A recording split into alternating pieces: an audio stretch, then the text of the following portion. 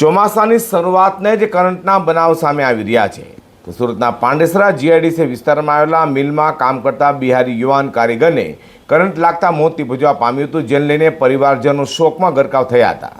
તો બનાવની જાણ થતાં જ પાંડેસરા પોલીસે ઘટનાસ્થળે દોડી જઈ તપાસ હાથ ધરી છે। સુરતના પાંડેસરા જીઆઈડીસી વિસ્તારમાં આવેલી એક મિલમાં કામગીરી દરમિયાન કરંટ લાગતા મૂળ બિહાર અને પાંડેસરા ખાતેના ગણેશનગરમાં પરિવાર સાથે રહેતા 20 વર્ષીય કામદાર સનીકુમાર ગુપ્તાનું મોત થયું નીપજ્યું હતું। રાત્રિના સમયે 1:30 વાગ્યાના અરસામાં મિલમાં કરંટ લાગતા ગંભીર રીતે દાઝેલા સનીકુમારને હોસ્પિટલે ખસેડવામાં આવ્યો હતો, જોકે તબીબોએ તેને મૃત જાહેર કરતા પરિવારજનોમાં શોકની કાલીમાં છવાઈ ગઈ હતી।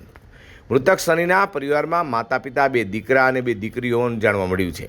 પરિવારે મિલ સંચાલનની બેદરકારી અંગે જવાબદારી નક્કી કરવાની માંગ કરતા પાંડેસરા પોલીસે અકસ્માત મોતનો ગુનો નોંધી સમગ્ર घटनाની તપાસ હાથ ધરી છે। दिलीप भाई, आप कहाँ कितने सालों से क्या पे काम करते हो? मैं तो दूसरे में आकाश में मतलब हाँ, क्या काम करते हो? ये मिल कौन सी मिल में घटना बनी?